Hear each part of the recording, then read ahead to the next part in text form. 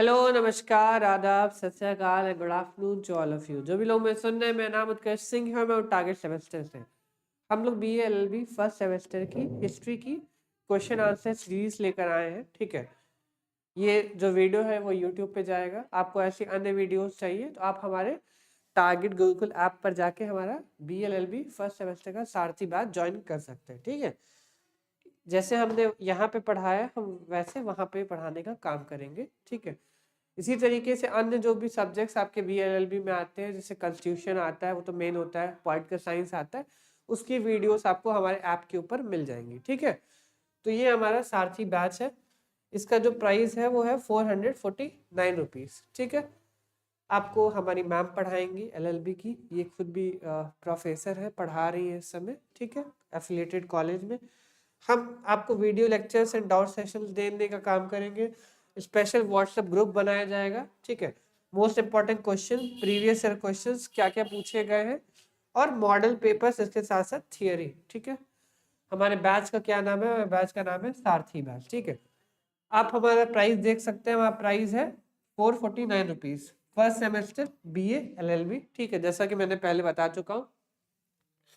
आप हमारा Gurukul 10 code apply करेंगे तो आपको 10% का डिस्काउंट भी मिल जाएगा 449 रुपीज में। ठीक है, चलिए अब हम स्टार्ट करने जा रहे हैं आज हिस्ट्री। हम आज क्या स्टार्ट करने आ रहे हैं? आज हम स्टार्ट करने जा रहे हैं हिस्ट्री का टॉपिक। ठीक है,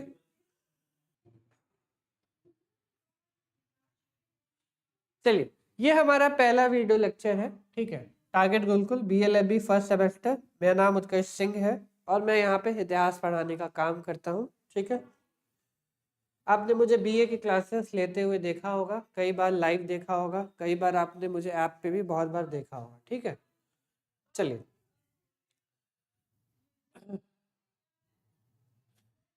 पहले तो भाई सबको विजिबल हो रहा है कि नहीं हो रहा है?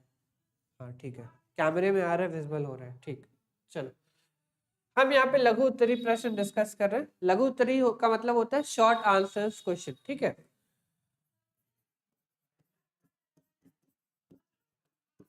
शॉर्ट आंसर्स क्वेश्चंस को हम यहाँ क्या करने वाले हैं? डिस्कस करने का काम करेंगे। ठीक है, शॉर्ट आंसर्स क्वेश्चन जैसे 3 फॉर्मेट में होता है। ठीक है, मुझे आपका वाला नहीं पता है LLB में कैसे होता है, BLLB में कैसा होता है।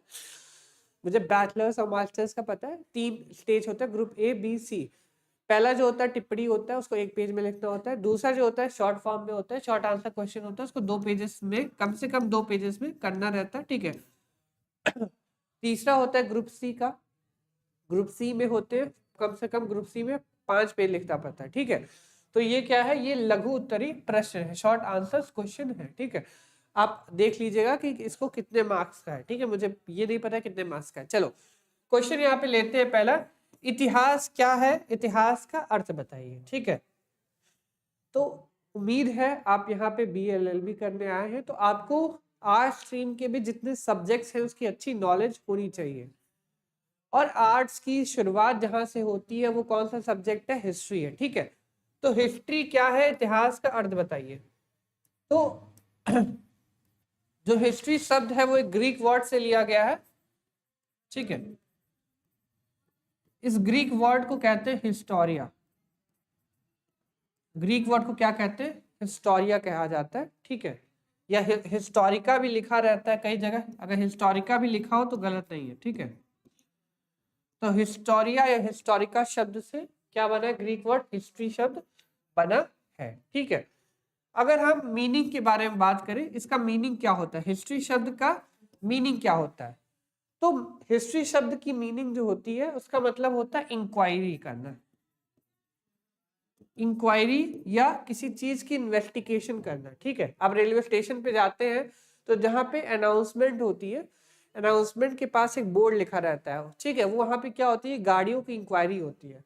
तो हिस्ट्री में हम क्या करते हैं? हिस्ट्री में हम इवेंट्स की इंक्वायरी करते हैं और उनको क्या करते हैं? इन्वेस्टिगेशन करते हैं।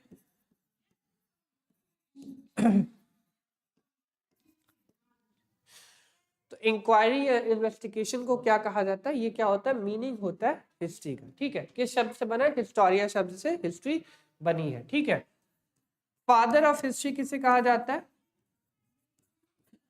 फादर ऑफ हिस्ट्री कहा जाता है हेरोडोटस को, ठीक है, हेरोडोटस, ठीक है। चलिए, आपको उनकी किताब का नाम भी आप चाहें तो लिख सकते हैं, उनकी किताब का नाम, ठीक है। हिस्ट्री क्या है बेसिकली? हिस्ट्री जो है वो है पास्ट इंसिडेंट्स की study, study of past incidents, ठीक है। जो बीत चुका इंसिडेंट है उसकी स्टडी को क्या कहते हैं? उसकी स्टडी को हम लोग कहते हैं हिस्ट्री, ठीक है। तो the study of the past incidents is called history. जैसे तीन होती है, ठीक है, तीन पीरियड होते हैं, पास्ट हो गया, ठीक है, जो बीत गया है, प्रेजेंट और फ्यूचर जो होने वाला है। तो पास्ट की जो इंसिडेंट्स होती है उसकी जो स्टडी होती है उसको हम क्या कहते हैं? हिस्ट्री कहते हैं, ठीक है। अब हिस्ट्री को कई लोग समझते हैं हिस्ट्री डेड सब्जेक्ट है, but history is not a dead subject, ठीक है। हिस्ट्री में, हिस्ट्री हमें क्या बताती है? हिस्ट्री हमें बताती है गलतियां। हिस्ट्री हमें क्या बताती है? हिस्ट्री हमें बताती है गलतियां। वो गलतियों को हमें, क्या गलतियां जो हमने फ्यूचर, मतलब क्या गलतियां जो हमने पास्ट में कर दी, वो गलतियां हम अपने फ्यूचर में ना करें, प्रेजेंट में ना करें, वो गलतियां बताती है कौन सब्जेक्ट? हिस्ट्री बताता है, ठीक है। तो अगर हम हिस्ट्री में किसी एक राजा को लेते हैं, शासक को लेते हैं, किंग को, सुल्तान, किसी को भी लेते हैं, बादशाह को लेते हैं और उसके बारे में पढ़ते हैं, तो हम उसकी क्या देखते हैं? उसकी हम गलतियां देखते हैं, उसने क्या क्या चीजें की और उसका क्या परिणाम हुआ, ठीक है। तो उसकी जो पॉलिसी इम्प्लीमेंटेशन है उसका इफेक्ट क्या हुआ समाज के ऊपर, हम ये चीजों को क्या करते हैं? देखने का काम करते हैं। इसी को क्या कहते हैं? इसी को कहते हैं हिस्ट्री। तो अगर आपको अपने प्रेजेंट को अच्छा बनाना है तो प्रेजेंट को अच्छा बनाने के लिए आपको अपने पास्ट को समझना पड़ेगा। मैंने क्या बोला? अगर आपको अपने प्रेजेंट को सही करना है तो उसके लिए आपको क्या करना पड़ेगा? अपने पास्ट को सही करना पड़ेगा। और पास्ट को जब आप सही करेंगे, कैसे कर सकते हैं पास्ट को सही? जब आप इतिहास या हिस्ट्री पढ़ेंगे तो ही आप अपने पास्ट को क्या कर सकते हैं? सही कर सकते हैं, ठीक है। चलो, यहाँ पे लिखा गया है इतिहास का अर्थ। अंग्रेजी भाषा में क्या लिखा गया है? पढ़ लेते हैं इसको। अंग्रेजी भाषा में हिस्ट्री कहते हैं। हिस्ट्री शब्द की उत्पत्ति ग्रीक भाषा हिस्टोरिया से हुआ है, ठीक है। हिस्टोरिया मैंने ऊपर लिखा है, शब्द से हुई है जिसका अर्थ होता है जानना, ज्ञात करना या सत्य की खोज करना, ठीक है। क्या चीज करना है? जानना, ज्ञात करना या सत्य की खोज करना, ठीक है। हिंदी में इतिहास तीन शब्दों के मेल से बना है। हिंदी में इतिहास तीन शब्दों के मेल से बना है। इति प्लस आस, इति प्लस आस से बना है जिसका अर्थ होता है ऐसा ही हुआ, ठीक है। इतिहास को जब हम तोड़ेंगे तो इतिहास क्या है? ठीक है, इति प्लस आस। इति प्लस आस का क्या मीनिंग होता है? इसका मतलब होता है ऐसा ही हुआ, वहां पे ऐसा ही इंसिडेंट हुआ था। तो ऐसा ही हुआ को क्या कहा जाता है?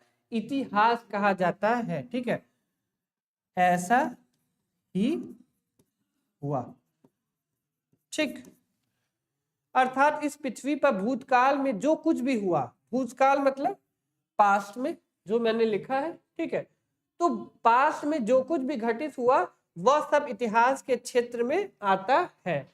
इति से आशय है बीता हुआ युग। इति से क्या मतलब है? जो युग बीत चुका है, जो युग बीत चुका है, ठीक है। जो युग हमने नहीं देखा, ऐसा भी युग हो सकता है जो चीज हमने नहीं देखी हो, ठीक है। बीता हुआ युग, ह निश्चयवाचक है और आज का अर्थ है था, ठीक है। ह क्या है? ह जो शब्द है इसमें जो ह लग रहा है, ठीक है, ह का मतलब है, ह एक निश्चयवाचक शब्द है। और आज का अर्थ क्या है? आज का अर्थ है ये जो आज है, ठीक है, इतिहास आज कहते हैं। आज का अर्थ क्या होता है? आज का अर्थ होता है था, ठीक है। इस प्रकार जो निश्चय रूप से बीत गया उसे इतिहास कहते हैं। इतिहास शब्द का प्राचीनता उल्लेख अर्थवेद में वात्यकांड में प्राय है, ठीक है। तो अर्थवेद में हमें सबसे पुराना एविडेंस मिलता है हिस्ट्री का। 4 प्रकार के वेद होते हैं, सभी लोग जानते हैं। पहला ऋग्वेद है, फिर समवेद है, फिर यजुर्वेद है, फिर अथर्ववेद है। यहाँ पे किस वेद की बात की गई है? अथर्ववेद की।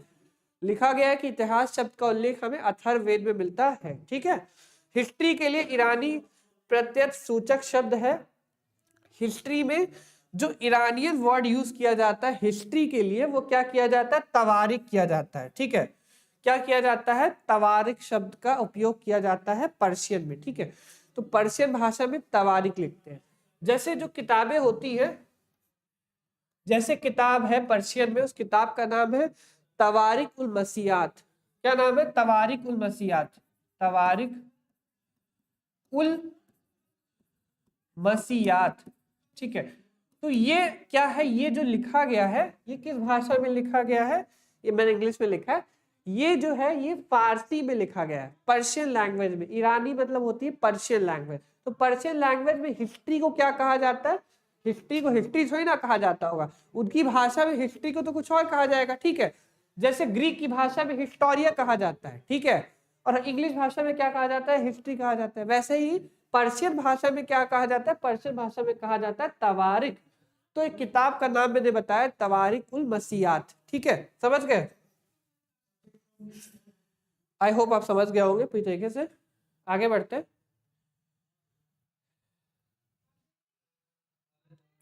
इंग्लिश वाले पढ़ लीजिएगा, बहुत टाइम हमारे पास नहीं है। आगे बढ़ते हैं। एक बार जल्दी से पढ़ भी लेता हूँ, कोई दिक्कत नहीं। English language is called history. The word history originate from the Greek word historia which means to know, to make, to know, to discover the truth, ठीक है, टू डिस्कवर द ट्रुथ, ठीक है। डिस्कवर किस चीज को करना, truth को discover करना।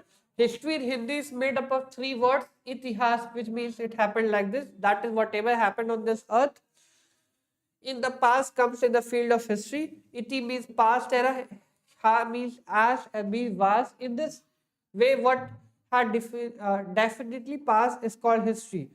The oldest mention of the word history, the oldest mention of the word history, word history का oldest mention कहाँ पे पाया जाता है, ठीक है, वर्तकांड अर्थवेद में पाया जाता है। ईरानियन सफिक्स में तवारिक के रूप में इतिहास को जाना जाता है। मैंने किताब का नाम भी बताया तवारिक उल मसीयात, ठीक है।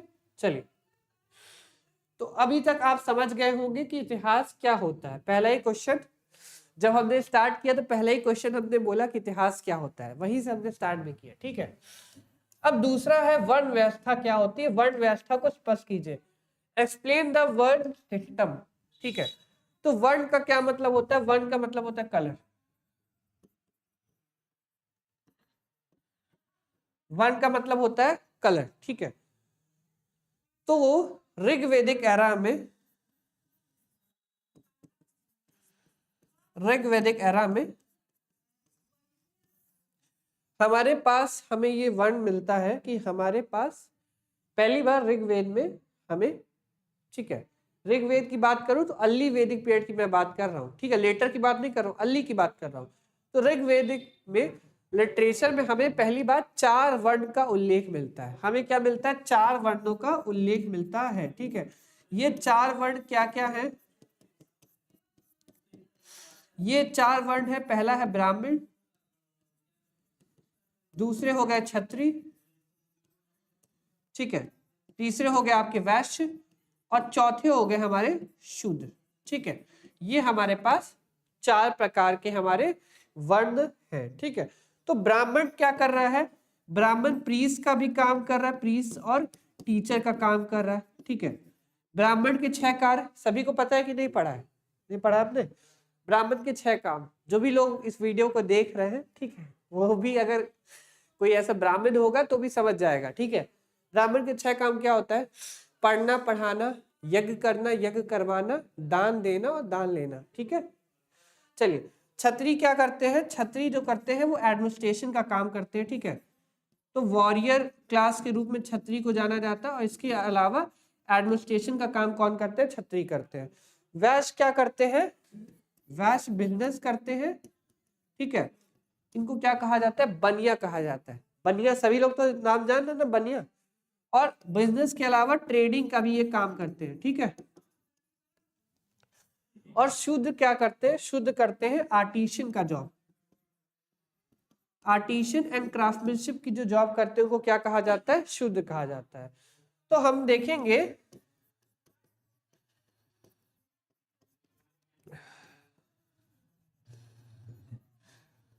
देखो अल्ली वैदिक पीरियड में क्या हुआ, अल्ली वैदिक पीरियड में ये जो 4 वर्ण थे, ठीक है, कोई भी किसी भी ऑक्यूपेशन को ले सकता था। ये क्या है, ये जो चीज मैं लिखी है वो क्या है, वो ऑक्यूपेशन है, ये कास्ट नहीं है, कास्ट मत समझना कोई भी, ठीक है। ये क्या है, ये वर्ण है और ये क्या है, उनकी ऑक्यूपेशन है। तो कोई भी ऑक्यूपेशन को ले सकता था अर्ली वैदिक पीरियड में, ठीक है। आप अगर क्षत्रिय कुल में पैदा हो गए लेकिन आप पढ़ना बहुत अच्छा पढ़ा लेते हो तो आप टीचर बन सकते हो और आप ब्राह्मण में क्या हो सकते हो, जा सकते हो, ब्राह्मण वर्ण में। लेकिन जैसे जैसे टाइम बढ़ा, जैसे जैसे क्या हुआ, टाइम बढ़ा, कई 100 कई हजार साल आगे बढ़े, समय आगे बढ़ा, तो हमें देखने को मिलता है लेटर और पोस्ट वैदिक एरा में ये जो ऑक्यूपेशन थे ना, ये जितने ऑक्यूपेशन थे, ठीक है, वो क्या हो गए, ये जितने ऑक्यूपेशन थे ये हेरिडिटरी हो गए। ये वो क्या हो गए, वो हेरिडिटरी हो गए। हेरिडिटरी का मतलब क्या है, अब आप जिस भी वर्ण में पैदा हुए हो आपको वही काम करना पड़ेगा, ठीक है। अर्ली वैदिक काल में हेरिडिटरी नहीं था, नॉन हेरिडिटरी था। लेकिन जैसे जैसे टाइम आगे बढ़ा, हम लेटर या पोस्ट वैदिक एज में गए तो जो ऑक्यूपेशन हो गया वो क्या हो गया, हेरिडिटरी हो गया। ऑक्यूपेशन क्या हो गया, पूरी तरीके से हेरिडिटरी हो गया। अब आप जिस भी वर्ण में पैदा हुए हो आपको वही काम करना है। अगर आप शूद्र में पैदा हुए हो तो आपको शूद्र के काम करने पड़ेंगे, ठीक है। देखिए, ब्राह्मण, क्षत्रिय, वैश्य, शूद्र। शूद्र आर्टिसन और क्राफ्टमैनशिप का पहले काम करते थे, लेकिन बाद में जाकर के पोस्ट वैदिक एज तक जा करके उनको सारे के सारे इंफीरियर जॉब दे दिए गए, ठीक है। तो पहले क्या था, पहले तो ये जो 4 वर्ण है वो एक दूसरे के बराबर है, ना कोई बड़ा है ना कोई छोटा है। अर्ली वैदिक काल में क्या है, ये चारों वर्ण क्या है, एक दूसरे के बराबर है, इक्वल है, इसमें ना कोई बड़ा है ना छोटा है। लेकिन जैसे जैसे समय आगे बढ़ेगा आप देखोगे कि समाज में एक तरीके से चेंज आएगा और अब कुछ हाई क्लास के जो लोग हैं वो समाज की जो भी चीजें हैं उनको अपनी तरह से मैनिपुलेट करेंगे, अपनी तरह से चलाने की कोशिश करेंगे, लॉस रेगुलेशन बनाएंगे। और जो शूद्रों की कंडीशन है वो धीरे धीरे क्या होती जाएगी, डेटोरेटेट होती जाएगी। डेटोरेटेट मतलब बुरी होती जाएगी, उनकी स्थिति खराब होती जाएगी, ठीक है। और उनको इंफीरियर काम दे दिए जाएंगे। पहले क्या कर रहे हैं, आर्टिसन और क्राफ्टमैनशिप का काम कर रहे हैं, ठीक है। यहां तक समझ गए आप, चलो पढ़ लेते। यह सामूहिक पद्धति से व्यक्ति की उन्नति की योजना है जिसके द्वारा व्यक्ति परिवार, समुदाय, समाज तथा देश के प्रति अपने कर्तव्यों का निष्ठापूर्वक पालन करता है, ठीक है। निष्ठापूर्वक क्या करता है, पालन करता है इंसान। प्राचीन हिंदू शास्त्रकारों ने वर्ण व्यवस्था का विधान समाज की विभिन्न श्रेणियों के लोगों में कार्यों का उचित बंटवारा करके सामाजिक संगठन बनाए रखने के लिए किया है, ठीक है। सामाजिक संगठन बनाए रखने के लिए किया है और ये क्या किया है, उचित बंटवारा किया है। किसी को कोई ऑक्यूपेशन दे दिया, किसी को कोई ऑक्यूपेशन दे दिया, किसी को कोई ऑक्यूपेशन दे दिया, ठीक है। वैश्यों को बिजनेस दे दिया, ब्राह्मणों को टीचिंग और प्रीच का काम दे दिया गया। पहले इस तरह से हुआ था, ठीक है, जिससे प्रत्येक मनुष्य अपने अपने निर्दिष्ट कर्तव्यों का पालन करते हुए आपसी मतभेदों वैमनस्य से मुक्त होकर अपना तथा समाज का पूर्ण विकास कर सके, ठीक है। यह व्यवस्था सामाजिक सिद्धांतों के अनुरूप है, क्योंकि समाज के विकास के बिना व्यक्ति का विकास संभव नहीं है। जब तक समाज का विकास नहीं होगा तो इंसान का भी विकास नहीं होगा, ठीक है। उसके द्वारा समाज में एक स्वस्थ वातावरण उत्पन्न होता है और वर्ग संघर्ष क्या होता है, क्लास स्ट्रगल।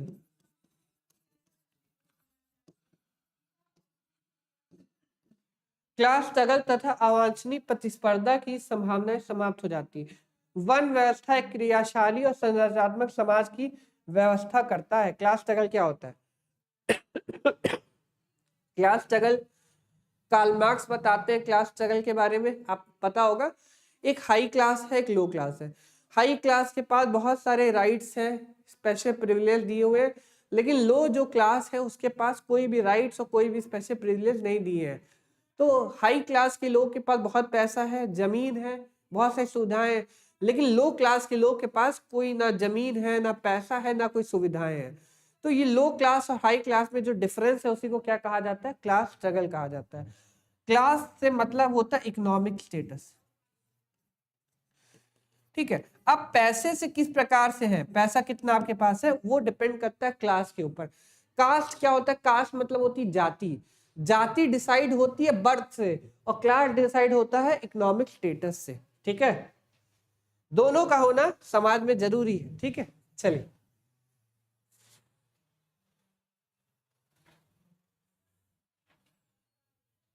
ये कहा जा सकता है कि जिसमें धर्म का आधार बनाया गया वर्ण व्यवस्था भारतीय संस्कृति की उदारता विशालता की प्रतीक है, क्योंकि जहां संसार के अन्य देशों की सामाजिक व्यवस्था में व्यक्ति को या तो अधिक स्वतंत्रता प्रदान की गई है, ठीक है, समाज में अलग अलग समाजों में, इंडिया को छोड़ दे तो अलग अलग समाजों के जो सोशल स्ट्रक्चर है, कहीं कहीं पे क्या हुआ है कि इंसान को बहुत अधिक स्वतंत्रता प्रदान की गई है, तो कहाँ पे उसकी स्वतंत्रता को अत्याधिक जकड़ दिया गया, कई देशों में उसकी जो इंडिपेंडेंस है उसको क्या कर दिया गया, बांध दिया गया, लिमिट कर दिया गया। वहां प्राचीन भारतीय शासकों ने व्यक्ति और समाज दोनों को समान अधिकार प्रदान किए हैं। ठीक है, वहां प्राचीन भारतीय शासकों ने क्या लिखा गया है, There the ancient Indian writers have discussed the relationship between the individual and society, provided equal right to both। ठीक है, इंडिविजुअल एंड सोसाइटी को क्या दिया गया है, इक्वल राइट दिया गया है। ठीक है, the relationship between individual and society, individual मतलब कौन, हम, सोसाइटी मतलब क्या, समाज, हम सोसाइटी से बने, वो कहावत नहीं कही जाती है कि हम समाज से बने या समाज हमसे बना। ठीक है, चलो वर्ण व्यवस्था समझ गए ना क्या होती है। चलो नेक्स्ट बढ़ते, सती प्रथा। सती, सती प्रथा भारत में, सती का मतलब होता है प्योर, सती का मतलब क्या होता है, प्योर, इसको प्योर वुमेन कहा जा सकता है, पवित्र महिला कहा जा सकता है। क्या कहा जा सकता है, पवित्र महिला। अब सती शब्द का मतलब ये होता है कि अगर किसी के हस्बैंड की मृत्यु होती है, ठीक है, अगर कोई पर्सन है, दो लोग मैरिज में है और इसी हस्बैंड की मृत्यु हो गई, किसी के पति की मृत्यु हो गई, तो उसकी जो पत्नी है वो भी उसके साथ क्या हो जाएगी, अग्नि कुंड मर के बैठ करके वो भी क्या हो जाएगी, जल जाएगी। उसी को क्या कहा जाता है, सती कहा जाता है। ठीक है, जो पहला सती एविडेंस हमें मिलता है वो मिलता है हमें 510 एडी में। ठीक है, 510 एडी में भानुगुप्त का मिलता है। ठीक है, भानुगुप्त एक लेटर गुप्त एरा का शासक था। इसके में हमें मिलता है ईरान इंस्क्रिप्शन, इसको एरान इंस्क्रिप्शन कहते हैं। क्या कहते हैं, एरान इंस्क्रिप्शन कहते हैं। तो एरान इंस्क्रिप्शन में हमें पहली बार उल्लेख मिलता है सती का। हमें किसका उल्लेख मिलता है, सती का उल्लेख पहली बार कहाँ मिलता है, एरान इंस्क्रिप्शन में मिलता है। ठीक है, सती क्या होता है पढ़ लेते हैं एक बार। ठीक है, अच्छा एक चीज और देखो, 1987 में आखिरी महिला भारत में सती हुई थी, लास्ट सती वुमेन हुई थी। ठीक है, किस ईयर में, 1987। बहुत लोग को पता भी होगा, क्या नाम था उनका, कुंवर करके कुछ नाम था उनका। ठीक है, रूप कुंवर नाम था उनका। ठीक है, रूप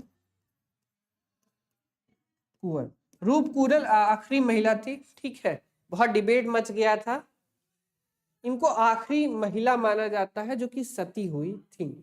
ठीक है, 1829 में इसके ऊपर लॉ बनाया गया और सती को अबॉलिश कर दिया गया पूरी तरीके से।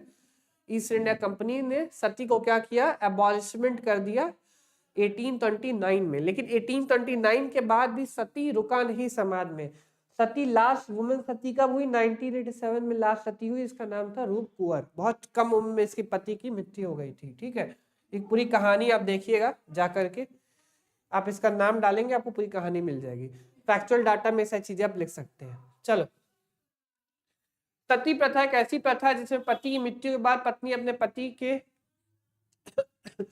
चिता पर बैठकर आत्मदाह कर लेती है। अर्थात इस प्रथा में किसी विवाहित महिला को उसके पति की मृत्यु हो जाने उसके जीवित जला दिया जाता है। कई बार तो उसके लिए विधवा की रजामंदी होती थी, तो कभी उनको ऐसा करने के लिए मजबूर किया जाता था।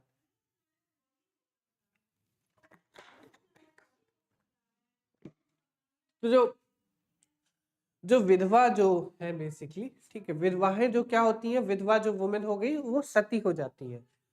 तो जो महिला जो सती हो गई, ठीक है, कई बार क्या होता है, कई बार उनकी रजामंदी होती है, कई बार वो खुद चाहती हैं कि हम अपने पति के साथ भी सती हो जाए, तो कई बार उनको क्या किया जाता है, मजबूर किया जाता है सती होने के लिए। बहुत इंपॉर्टेंट पॉइंट है, देख लीजिएगा, ठीक है। पति की चिता के साथ जलने वाली महिला को सती कहा जाता है, जिसका मतलब होता है पवित्र महिला। क्या मतलब होता है? पवित्र महिला, प्योर वुमेन, ठीक है। सती प्रथा का उल्लेख गुप्त शासक भानुगुप्त के अभिलेख एरन अभिलेख से मिलता है। जैसा कि मैंने बताया 510 एडी भानुगुप्त एरन इंस्क्रिप्शन। देखो, इसका एक मिलिट्री कमांडर था, उसका नाम था गोपराज। क्या नाम था? गोपराज नाम था। वो हूणों से लड़ते हुए मारा गया, ठीक है। हूणों का अटैक हुआ था, हूण HUNS, हूणों का अटैक हुआ था। तो हूणों के आक्रमण में इसका मिलिट्री कमांडर गया, उसका नाम गोपराज था। गोपराज की बैटलफील्ड में मृत्यु हो जाती है। उसकी जो पत्नी मानी जाती है उसको पहला सती माना जाता है हिस्ट्री में। फर्स्ट सती कौन थी? गोपराज की जो वाइफ थी उसको फर्स्ट सती माना जाता है हिस्ट्री में। ये डिस्क्रिप्शन में मिलता है एरान इंस्क्रिप्शन से, ठीक है। एरान इंस्क्रिप्शन कहाँ पे है? तो मध्य प्रदेश में है, ठीक है। चलो, सती प्रथा का उल्लेख गुप्त शासक भानुगुप्त के अभिलेख एरन अभिलेख से मिलता है। महिलाओं पर हो रहे अत्याचार के खिलाफ ब्रह्म समाज के संस्थापक राजा राम मोहन रॉय ने आवाज उठाई थी, ठीक है, और उन्होंने इसको बैन कर दिया। 4 दिसंबर 1829 को एबॉलिशमेंट ऑफ सती लाया गया। एबॉलिशमेंट ऑफ सती को क्या कर दिया गया? पूरी तरीके से बैन कर दिया गया, ठीक है। इस समय के गवर्नर जनरल कौन थे भारत के? अगर आपको गवर्नर जनरल लिखना हो, गवर्नर जनरल इंडिया के इस समय कौन थे? तो वो थे लॉर्ड विलियम बेंटिक, ठीक है। तो लॉर्ड विलियम बेंटिक ने क्या किया? सती को पूरी तरीके से बैन कर दिया, लॉर्ड विलियम बेंटिक।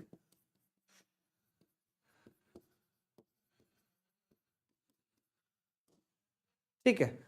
उस समय किसका शासन था? ईस्ट इंडिया कंपनी का शासन हुआ करता था, ठीक है। लॉर्ड विलियम बेंटिक द्वारा नियम 17 के अंतर्गत राजा राम मोहन रॉय के सहयोग से भारत में सती प्रथा पर रोक लगा दी गई थी, ठीक है। तो 4 दिसंबर 1839 को इसको कहते हैं 17th रेगुलेशन। क्या कहा जाता है? इसको कहा जाता है 17th रेगुलेशन कहा जाता है। देखो यहाँ लिखा है 17 अंतर्गत, ठीक है। कहा जाता है इनके बड़े भाई थे, उनका नाम था Jagmohan Roy.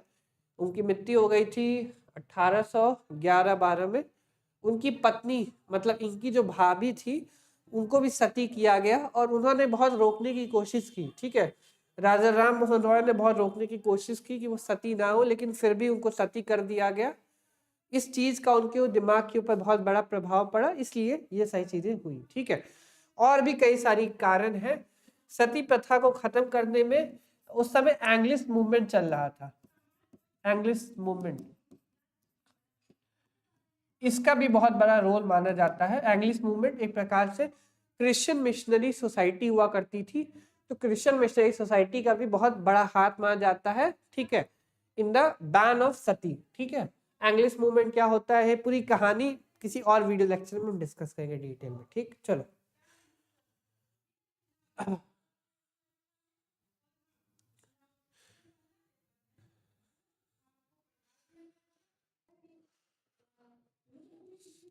Types of Hindu match. Hindu match कितने टाइप के होते हैं? तो हिंदू मैच 8 टाइप के होते हैं, ठीक है।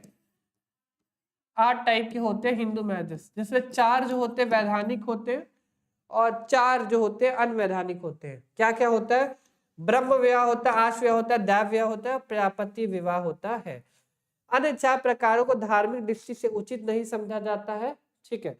अन्य 4 कौन होंगे? जैसे असुर विवाह होगा, पिशाच विवाह हो जाएगा, राक्षस विवाह हो जाएगा, इनको सही नहीं माना जाता है धार्मिक दृष्टि से, ठीक है। क्या होता है अभी हम पढ़ रहे हैं, देखिए। सबसे पहले होता है ब्रह्म विवाह। ब्रह्म विवाह सर्वोत्तम प्रकार का माना जाता है तथा सभी सभ्य समाजों में इसका प्रचलन है। दैव विवाह का प्रचलन अब हमारे समाज में नहीं है, ठीक है। तो पहला ब्रह्म विवाह, दूसरा दैव विवाह। प्रजापति विवाह ब्रह्म विवाह से अधिक भिन्न नहीं है। गांधार विवाह का दूसरा नाम प्रेम विवाह है। गांधार विवाह को क्या कहा जाता है? प्रेम विवाह कहा जाता है, जो आज भी होता है, ठीक है। हर कोई यही करना चाहता है, प्रेम विवाह करना चाहता है। प्रेम विवाह में सबसे बड़ी दिक्कत क्या है? कल्चरली एक्सेप्टेंस नहीं मिलती है, सोसाइटी से एक्सेप्टेंस, फैमिली से एक्सेप्टेंस नहीं मिलती है, लेकिन लीगल एक्सेप्टेंस हमें मिलती है। लेकिन देखो, करना वो चीज चाहिए जिसमें कल्चर और लीगल दोनों एक्सेप्टेंस मिले, वैसे वो आपके हाथ में है, जो भी आप करो, ठीक है। इसमें वर वधु दोनों ही सहमति होती है। गांधार विवाह, लव मैरिज में दोनों ही एक दूसरे से क्या होते हैं, सहमत होते हैं। आजकल इस विवाह का प्रचलन अधिक हो गया है। असुर विवाह अत्यंत निम्न श्रेणी का माना जाता है। देखो, 3 निम्न श्रेणी, वैसे 4 होते हैं लेकिन 3 लिखा गया है, असुर विवाह, पिशाच विवाह, राक्षस विवाह, ठीक है। तो सबसे बुरा विवाह माना जाता है असुर विवाह को। ये निम्न श्रेणी का माना जाता है। इसमें कन्या का मूल्य चुकाया जाता है, वन्य जातियों में अधिक पाया जाता है। किसमें पाया जाता है? ये ट्राइबल सोसाइटी से पाया जाता है। राक्षस विवाह, दूसरा क्या है? राक्षस विवाह। राक्षस विवाह में स्त्री का हरण करके विवाह किया जाता है, किडनैप करके विवाह किया जाता है, उसको राक्षस विवाह कहते हैं। इसे क्षण विवाह भी कहते हैं। पिशाच विवाह में जब कोई पुरुष निर्दिष्ट मदिरापान की हुई राह में जाती हुई या मास्टिक से दुर्बल कन्या के साथ बलपूर्वक या धोखे से यौन संबंध स्थापित कर लेता है, एक तरह से उसका रेप कर देता है, तो ऐसे विवाह को संज्ञा दी जाती है पिशाच विवाह, ठीक है। ऐसे विवाह को क्या कहा जाता है? पिशाच विवाह कहा जाता है, ठीक है। तो ये दैव हो गया, अर्श हो गया, और ये प्रजापत हो गया, ये असुर हो गया, ठीक है, ये राक्षस हो गया, और ये हो गया पिशाच। कुछ मत करना, एक साइड सब मैरिजेस का नाम लिख लेना और 1-2 लाइन में उसके बारे में क्या लिख लेना, डेफिनेशन, ठीक है। इससे आपको नंबर बहुत ज्यादा अच्छे मिलेंगे, ठीक है। इधर मैरिज का नाम लिख लेना, इधर इसके में क्या होता है वो लिख देना, ठीक है। चलो,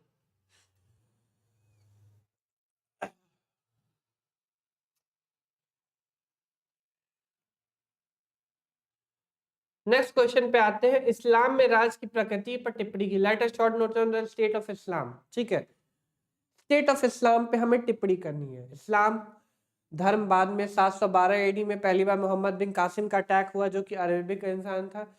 बाद में महमूद अफ गजनी अटैक करता है 11वीं सेंचुरी में।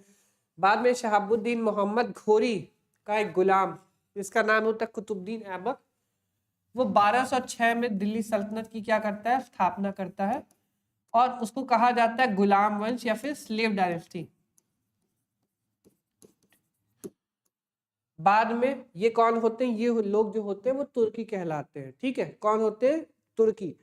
बाद में हम देखते हैं 1526 में बाबर आता है, जो कि समरकंद फरगाना का रहा करता है। वो आता है तो वो स्टैब्लिश करता है, दिल्ली सल्तनत को हटा करके मुगल एम्पायर भारत में स्टैब्लिश हो जाता है, ठीक है। 1526 से लेकर वो 1707 तक रूल होता है अली मुगल एम्पायर का, औरंगजेब के डेथ तक। फिर बाद में 1857 तक होता है, बहादुर शाह जफर 2 तक भी रहता है, ठीक है। चल, इस्लामी शासन का काल भारत में 13 से 16वीं शताब्दी तक चला। इस दौरान राज की प्रकृति में महत्वपूर्ण परिवर्तन आया। इस्लाम में राज की प्रकृति जटिल और सदैव परिवर्तनशील रही है। जटिल रहा है और परिवर्तनशील रहा है, जिसमें हमेशा परिवर्तन होता है। प्रारंभ में ये एक सैन्य राज्य था। प्रारंभ में क्या था? जो दिल्ली सल्तनत था वो क्या था? मिलिट्री स्टेट था। वो क्या था? मिलिट्री स्टेट, ठीक है।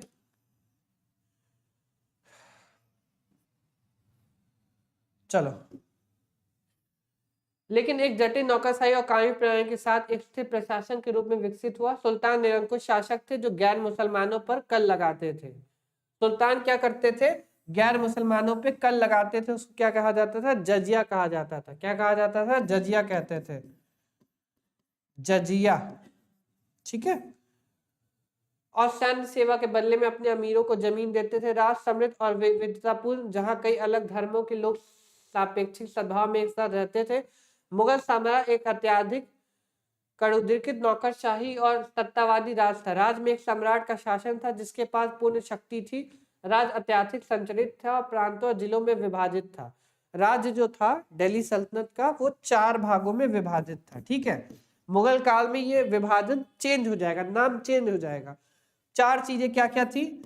सबसे ऊपर इक्ता, फिर सिख, परगना, फिर मुआवजा होता है, लेकिन मुआवजा नहीं लिखेंगे, फिर गांव लिख देंगे, इक्ता शिख परगना गांव। इक्ता को क्या कहा जाता है? आज का स्टेट मान सकते हैं। शिख को क्या मान सकते हैं? शिख को डिस्ट्रिक्ट मान सकते हैं। परगना को तहसील या ब्लॉक मान सकते हैं और गांव को ग्राम मान सकते हैं। ठीक है, तो इक्ता शिख परगना गांव में विभाजित था। ठीक है, राज अत्याधिक धार्मिक और दैवीय अधिकार के सिद्धांत पर आधारित था। राज की धार्मिक सहिष्णुता धार्मिक संरक्षण की नीति थी। ठीक है, जो राज्य था दिल्ली सल्तनत का वो क्या था? इस्लामिक तौर पे रिलीजियस टॉलरेंट था। देखो यहाँ पे जो लोग होते थे उनको सुल्तान कहते थे। यहाँ पे जो किंग होते थे उनको सुल्तान कहा जाता था। इनकी पदवी क्या थी? सुल्तान थी। अब सुल्तान की तीन सबसे बड़ी तीन हाथ होते थे, तीन सबसे बड़े फंक्शंस होते थे जो इसकी मदद करते थे। सबसे पहले होते थे, इनको आमीर कहा जाता है, उनकी भाषा में उमरा कहते हैं। दूसरे नंबर पे जो होते हैं उनको उलेमा कहा जाता है, और तीसरे नंबर पे जो होते हैं उनको कहते हैं खलीफा। क्या कहा जाता है? खलीफा। इंग्लिश वालों के लिए कैलिफेट। ठीक है, अगर किसी सुल्तान को राज करना है तो उसको आमिर से परमिशन लेनी पड़ेगी, और आमिर उसको क्या देगा? परमिशन देगा। आमिर मतलब नॉबल, इसको उमरा कहते हैं। सुल्तान परमिशन लेगा उलेमा से, और उलेमा परमिशन देगा सुल्तान को। सुल्तान परमिशन लेगा खलीफा से, और खलीफा परमिशन देगा सुल्तान को। ठीक है, इस तरीके से बना करके आप अपने वर्ड्स में लिख सकते हो। समझ गए? तीन पार्ट, आमिर, नॉबल, उलेमा, खलीफा। ठीक है, ये तीन मेन बॉडी होते हैं इस्लामिक स्टेट के। ठीक है, चलो पर्दा प्रथा। मध्यकालीन भारत में पर्दा प्रथा पर टिप्पणी कीजिए। पर्दा प्रथा क्या होती है? पर्दा प्रथा एक महत्वपूर्ण प्रथा थी, इसने मध्यकालीन भारत में महिलाओं की स्थिति को प्रभावित किया। ये जो भी कॉन्सेप्ट है पर्दा प्रथा, वो सिर्फ कॉन्सेप्ट कहाँ था? वो हाई कास्ट वुमेन में था। ठीक है, हाई कास्ट वुमेन में हमें ज्यादा देखने को मिलता है पर्दा प्रथा। ठीक है, किनमें? मुस्लिम्स में थी। पहले तो मुस्लिम्स में थी, मुस्लिम से ट्रांसफर होकर वो हिंदूज में भी आ गई, और हिंदूज में भी जो हाई कास्ट की जो वुमेन हुआ करती थी, बड़ी जाति की, वो इसको एक स्टेटस सिंबल की तरह यूज करती थी। पर्दा मतलब हमेशा पर्दा लगाई रहती थी, और इसको ऐसा स्टेटस सिंबल यूज करती थी। चलिए, पर्दा प्रथा एक महत्वपूर्ण प्रथा थी, इसमें मध्यकालीन भारत में महिलाओं की स्थिति को प्रभावित किया। इसमें महिलाओं को अलग रखना, पर्दा करना अनिवार्य था। ठीक है, महिलाओं को अलग रखा जाता था, उनको पर्दा करना अनिवार्य था, करना जरूरी था। पर्दा प्रथा मुस्लिम आबादी से जुड़ी थी, फिर भी कुछ हिंदू समूहों द्वारा इसका अभ्यास किया जाता था। खासकर उत्तर भारत में यह व्यवस्था महिलाओं की शील और सम्मान की रक्षा के लिए शुरू की गई थी।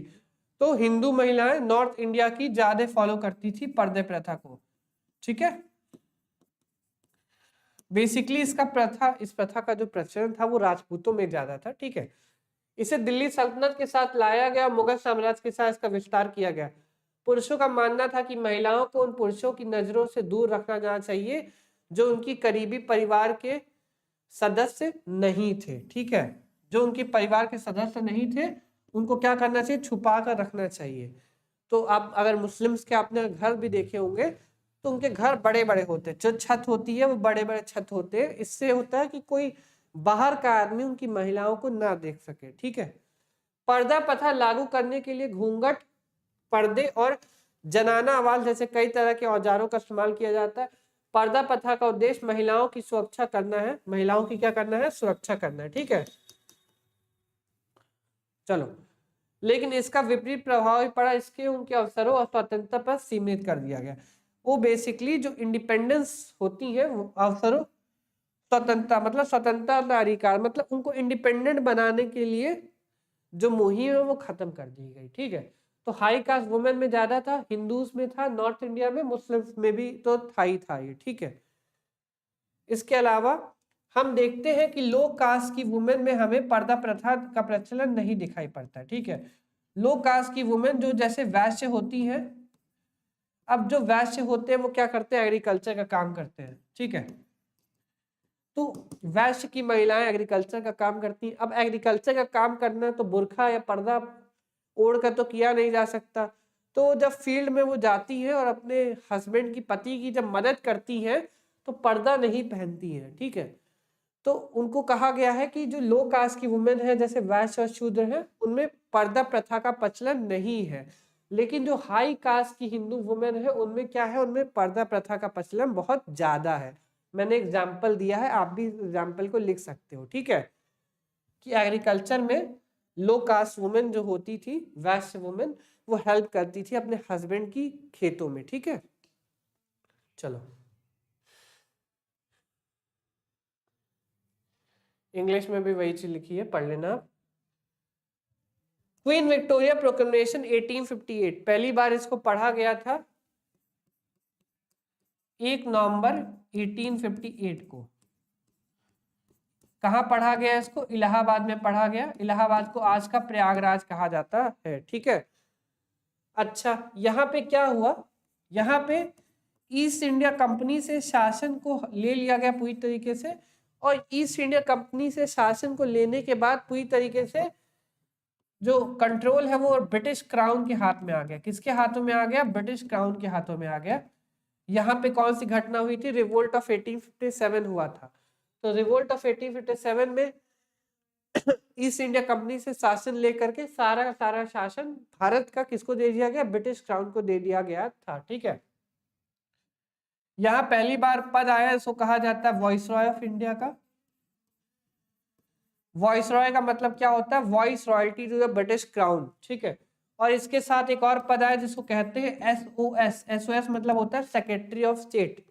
इसके अलावा काउंसिल ऑफ मिनिस्टर्स भी भारत में आए। ठीक है, पहले वाला जो सिस्टम था सब खत्म कर दिया गया। गवर्नर जनरल ऑफ इंडिया खत्म कर दिया गया। काउंसिल ऑफ मेंबर्स थे, उनकी जो संख्या थी उसको बढ़ा दिया गया, लेकिन वो काउंसिल ऑफ मेंबर पूरी तरह से भंग कर दी गई। Code of director, board of control, ये भी पूरी तरीके से बंद कर दिया गया जो पहले वाला सिस्टम था। ठीक है, अब चलो पढ़ लेते हैं क्या लिखा हुआ है। 1857 के विद्रोह के बाद ईस्ट इंडिया कंपनी का देश पर नियंत्रण ब्रिटिश क्राउन के हाथों में चला गया। परिणाम स्वरूप भारत सरकार ने 1858 पारित किया गया, जिसने भारतीय प्रशासन में उल्लेखनीय परिवर्तन किए। जल्दी महारानी विक्टोरिया, वहां की क्वीन कौन थी? क्वीन विक्टोरिया थी, इसी के नाम पे पड़ा है क्वीन विक्टोरिया प्रोक्लेमेशन, को भारत की महारानी घोषित करने का निर्णय लिया गया, और तब से भारत के सभी प्रमुख राजकुमार और लोग उनके अधीन काम करने लगे। रानी की घोषणा के साथ भारत के मूल निवासियों को अन्य नागरिकों के समान दर्जा देने का निर्णय लिया गया। इसके अलावा घोषणा पत्र में देश में व्यापक नस्लीय भेदभाव जैसे विभिन्न सामाजिक मुद्दों को वस्तुगत बनाया गया और अविकसित की इन सभी बुराइयों को दूर करने पर ध्यान केंद्रित किया गया। इसके अलावा यह भी आश्वासन दिया गया कि ब्रिटिश क्राउन समानता बनाएगा और कानून की नजर में सभी लोग क्या होंगे? समान होंगे। हमें देखने को मिलता है कि समाज के अंदर जो कुरीतियां थी, ठीक है, सॉरी, मतलब जिन चीजों की वजह से ईस्ट इंडिया कंपनी पूरी तरीके से भारत के अंदर विफल हुई थी, वो सारे जो राइट्स थे वो वापस दे दिए गए भारतीयों को। ठीक है, वह यहाँ पे वही पॉइंट लिखा गया। भारतीयों के लिए ब्रिटिश अधिकारों के विस्तार के साथ इस अधिनियम को व्यापक रूप से स्वीकार किया गया, और यहाँ तक कि गांधी जी द्वारा इसे भारत का मैग्ना कार्टा भी माना गया। क्या माना गया? गांधी जी द्वारा इसको भारत का मैग्ना कार्टा भी कहा गया है। इस पॉइंट को आप लिख सकते हैं। ठीक है, तो देखो कॉन्स्टिट्यूशन हिस्ट्री का पेपर में गवर्नमेंट ऑफ इंडिया 1858 क्या कहता है, इसके ऊपर टिप्पणी तैयार कर लेना। हर बार ये क्वेश्चन एग्जामिनेशन में पूछा ही पूछा जाता है, बहुत इंपॉर्टेंट है। ठीक है, आगे भी हम लोग में मास्टर्स में कॉन्स्टिट्यूशन हिस्ट्री का पेपर होता है, उसमें भी टिप्पणी आती है हमेशा। ठीक है, चलो अब बात करते हैं। चलिए हम बात करने वाले असुर विवाह के बारे में। असुर विवाह क्या होता है? सबसे बेकार मैथ में आता है 3: असुर विवाह, राक्षस विवाह, पिशाच विवाह। ठीक है, असुर विवाह पर टिप्पणी लिखने के लिए आता है। असुर विवाह हिंदू विवाह के सभी प्रकारों में अत्यंत निम्न श्रेणी का माना जाता है। इस प्रकार के इस विवाह में वर कन्या के पिता को धन देकर उससे विवाह करता है। वर क्या करता है? कन्या के पिता को क्या करता है? धन देता है। कन्या के पिता को वर क्या करता है? धन देता है। ठीक है, कन्या जितना ही सुंदर एक सरगुणित होती है, धन उतना ही अधिक होता है। जितना कन्या सुंदर होगी, धन उतना ही ज्यादा होगा। ठीक है, वैदिक काल या प्राचीन काल में इस प्रकार के विवाह को प्राथमिकता या प्रधानता दी जाती थी। वैदिक काल में इस प्रकार के विवाह को क्या दिया जाता था? प्रोमिनेंट माना जाता था, मोस्ट एक्सेप्टेबल माना जाता था। ठीक है, आगे बढ़ते हैं, धन देकर पत्नियां खरीदी जाती, धन देकर क्या होता था, पत्नियों को खरीदा जाता था। आज भी ये प्रथा चलती है, ठीक है। बंगाल उड़ीसा में आज भी ये प्रथा है, धन दे करके महिलाओं को खरीदा आता है, उनसे शादी की जाती है, ठीक है। अभी भी ये खत्म नहीं हुआ है, ठीक है। वो रेट होता है सबका, जैसी महिला है उसके हिसाब से पैसे दिए जाएंगे उसके पिता को, और उस हिसाब से उसको ले लिया जाएगा। चलिए, परंतु स्मृतिकारों, बौद्धयान धर्मशास्त्रकारों का मत है कि धन से खरीदी पत्नी पत्नी नहीं हो सकती है। जो धन से खरीदी गई हो पत्नी हो ही नहीं सकती है।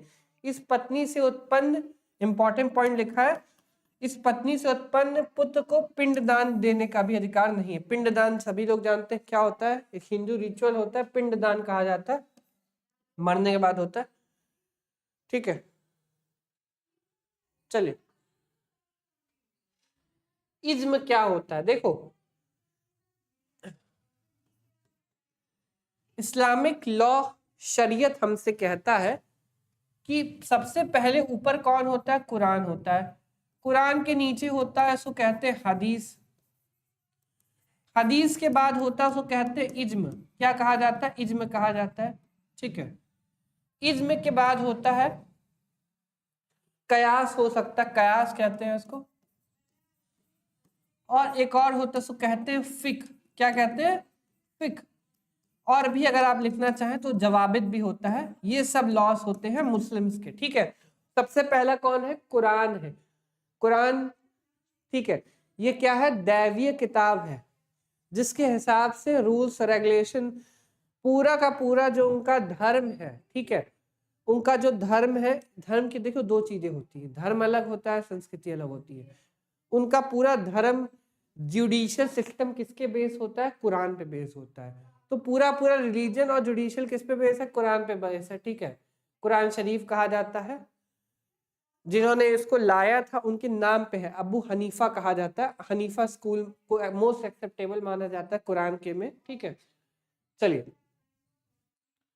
हदीस दूसरे नंबर पे आता है, तीसरे नाम पे होता है इज्म। तो इज्म पे टिप्पणी लिखने के लिए आई है, ये आप लॉ के बच्चे हैं तो आपको इन सब के ऊपर नोट्स बना लेना चाहिए। इन 6 में से कुछ भी आ सकता है, ठीक है, 5 भी बना सकते हो, जवाब छोड़ भी सकते हो, कोई दिक्कत नहीं है। जहां कहीं किसी विषय पर कुरान के प्रावधान मुख्य होते हैं और सुन्न में हदीस भी, सुन्न में क्या, हदीस, हदीस भी उन विषयों पर कुछ नहीं मिलता, वहां इज्मा का विधि का प्रयोग किया जाता है। मतलब आप ये समझो, जहां पे कुरान नहीं चलता है और जहां पे हदीस नहीं चला जाता है, वहां पे इज्म की क्या लिया जाता है, मत लिया जाता है, ठीक है। इज्म मुस्लिम विधि का एक तीसरा स्रोत है। वास्तव में इज्म का अर्थ है किसी विषय पर विधि शास्त्रियों का एक मत होना, किसी विषय के ऊपर, किसी चीज के ऊपर जो विधि शास्त्र है उनका क्या होना, एक मत होना, उनका जो मत हो क्या हो, एक हो जाए, ठीक है। यदि किसी कानूनी संबंधी ऐसे प्रश्न पर जिसका प्रावधान न तो कुरान में हो और न ही हदीस में, तरह सुन्ना में, तो ऐसी परिस्थिति में इज्मा के आधार पर कथित विधिक समस्या का हल ढूंढा जाता है, ठीक है। लॉ से रिलेटेड चीज है, अगर कुरान में और हदीस में नहीं लिखी गई है तो इज्मा में उसको करेंगे, ठीक है। इज्म 3 प्रकार के होते हैं। पहला इज्म होता है साथियों का इज्मा, पैगंबर के साथियों भी प्रचलित दृष्टिकोण को अत्यधिक अधिक प्राप्त था और इसे पलटा या बदला नहीं जा सकता, इसको पलटा बदला नहीं जा सकता है, ठीक है। विधिवेता का इज्मा दूसरे नंबर पे होता है, विधि वेता का इज्मा। विधिवेता साथी के अलावा, जो पैगंबर मोहम्मद के साथी थे उनके अलावा जो लोग थे के सर संबंध निर्णय को विधिवेता का इज्मा कहा जाता है। समाज जनता का इज्मा बहुमत की राय जिसे कानून के रूप में स्वीकार किया जाता है वह समाज का इज्मा होता है, लेकिन इस तरह के इज्मा का कोई महत्व काम नहीं होता, ठीक है। तीसरा क्या है, तीसरा जो इज्मा है उसको कहते हैं समाज या जनता का इज्मा। तो इज्मा भी 3 पार्ट में है, साथियों का इज्मा है, विधिवेता का इज्मा है और जनता या समाज का इज्मा है। क्या होता है तीनों को, इसके अंदर सब हेडिंग्स बना करके आप लिख देंगे, ठीक है। टाइप्स ऑफ इज्मा, तो टाइप ऑफ 3 टाइप्स ऑफ इज्मास है तो आप लिख देंगे, ठीक है। इज्मा क्या होता है मैंने बता दिया, वो नाम लिख लेना, कुरान, कुरान, हदीस, इज्मा, कयास, फिक और जवाबित कानून, ठीक है। चलो, अब हम लास्ट पे आते हैं, इसको कहते हैं आश्रम व्यवस्था। क्या कहा जाता है? आश्रम व्यवस्था। आश्रम व्यवस्था का उल्लेख हमें जबलो उपनिषद से मिलता है। किससे मिलता है? जबलो उपनिषद से मिलता है। और आश्रम व्यवस्था के बारे में हमें पता चलता है लेटर वैदिक पीरियड में पहली बार।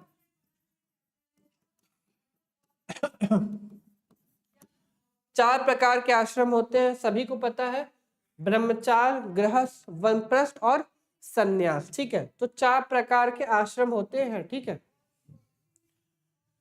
देखो यहां लिख दे रहा हूं।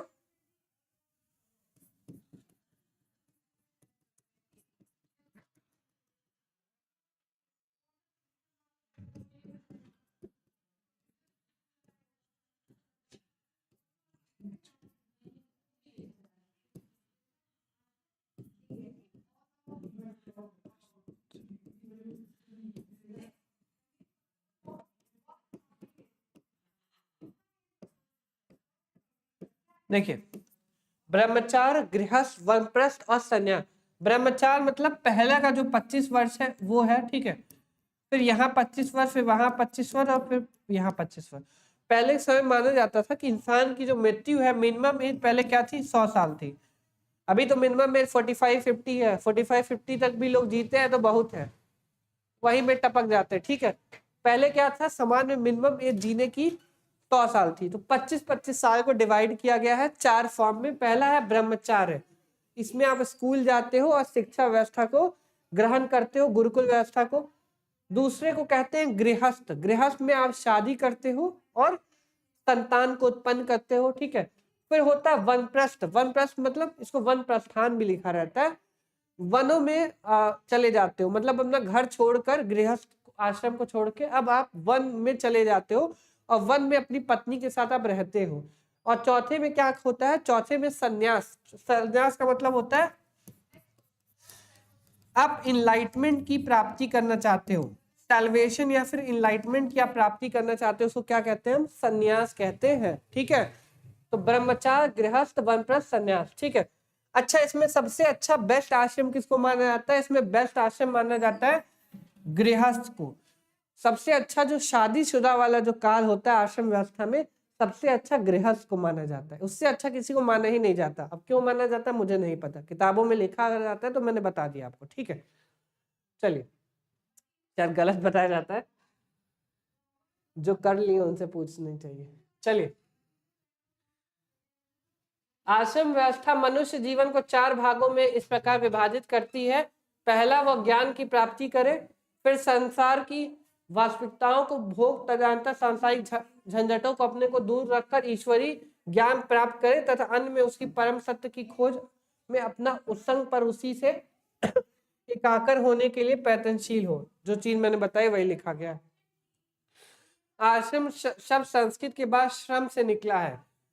श्रम, श्रम मतलब होता है लेबर होता है क्या? ठीक है, श्रम, श्रम यहां भी लिखा है। ठीक है, चलो, श्रम जिसका अर्थ है धार्मिक परिश्रम। धार्मिक परिश्रम, इसका अर्थ क्या है?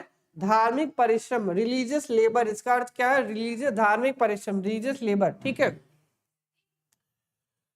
प्रत्येक आश्रम एक ऐसी व्यवस्था है जिससे कुछ अवधि के लिए रुककर व्यक्ति आगे की यात्रा के लिए प्रस्थान करता है। मनुष्य के जीवन में प्रथम 25 वर्ष ब्रह्मचार्य आश्रम है, द्वितीय 25 वर्ष क्या है?